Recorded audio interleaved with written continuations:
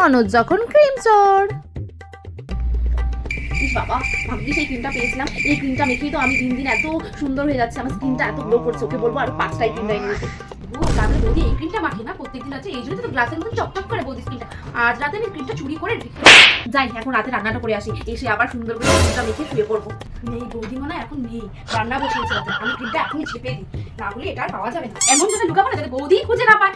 আমিও দেখবো তুমি কিভাবে এই ক্রিমটা মেখে ফর্সা হও, আমিও মাখবো। বাবা এমন যাতে লুকাবো না, লুকিয়ে দেবো, আমি ফর্সা হবো।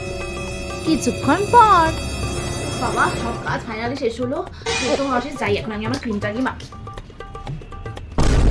এ কি ক্রিমটা কোথায় গেল আমার? কোথায় রাখলাম আমি? এখানে তো রেখেছিলাম। কোথায় পাচ্ছি না কেন? চাইতে দেখি পাখিকে বলি পাখি রেখেছে কিনা।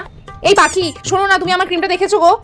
ক্রিম আর আমি দেখবো নাকি? তুমি কি ক্রিম মাখো না মাখো আমি তাই জানি না। দেখো কি কালকে তোমার বোন এসেছিল, ও নিয়ে চলে গেছে নাকি? আরে না না, আমি বিকেলেই তো ক্রিমটা মেখে রান্না করতে গেলাম, আমি পাচ্ছি না তাই তোমাকে জিজ্ঞাসা করতে আসলাম। না গো বৌদিমণি আমার কাছে নেই, আমার কাছে থাকলে কি বলতাম না। দেখো কি রান্না করার সময় তুমি ক্রিমটা মিশিয়ে দিয়েছো নাকি? আজব তো। পাখি যতই বলুক, আমার পাখি মুখটা দেখে কেন জানি না মনে হচ্ছে ওই নিয়েছে। ও তো আমার ঘরে আসে, আমাকে না বলি, আমার ওকে দেখতে হবে। ওকে যখন আজকে রাতে খেতে দিব তখন আমি গিয়ে দেখবো যে ও নিয়েছে কিনা, ও ঘরে চেক করতে হবে আমাকে। এই পাখি আর ঘুমোতে হবে না, চলো মা ডাকছে ডিনার করতে। কি রান্না করেছো গো বৌদি? চিকেন করেছি, তোমার ফেভারিট। আজকে তো আমি খাবোই। এই তো চান্স পেয়েছি, ও তো চলে গেছে, এবার আমাকে খুঁজতে হবে তাড়াতাড়ি। দেখি তো কোথায় রেখেছে, কোথাও তো নেই। কোথায় যে রেখেছে লুকিয়ে ও জানে। দেখি তো বিছানায়, তো বিছানাতে শুয়েছিল। এই তো পেয়ে গেছি, আমি জানতাম ওই নিয়েছি।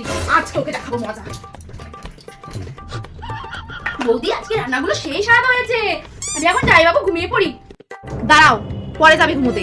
এটা কি? তুমি যে বললে তুমি ক্রিমটা নাওনি, আমি তোমার বালিশের তলা থেকে পেলাম, এই জন্যই তুমি শুয়েছিলে, বালিশ থেকে সরছিলে না। চিকেনের নাম শুনে লোভে দৌড়ালে, আমি তো ঠিক টের পেয়ে খুঁজেছি। আজকে আমি বাড়িতে সবাইকে বলবো, আর তোমার দাদাকেও বলবো যে ওর আদরের বোনের কি সব কীর্তি করলাম। প্লিজ তুমি দাদাকে বলো না, এসব মা বাবাকে জানিও না। তুমি এত ফর্সা হয়ে গেছিলে, আমি ভাবছি তুমি এটা কি মাখো, তাই আমি চুপ করে নিয়েছিলাম। বলি তোমার বোনের দোষ দিয়েছি, আমি আর খারাপ পেও না। প্লিজ তোমার দাদাকে বলো। তুমি আমার বলতে পারছো তোমার লাগবে, তাহলে তোমার জন্য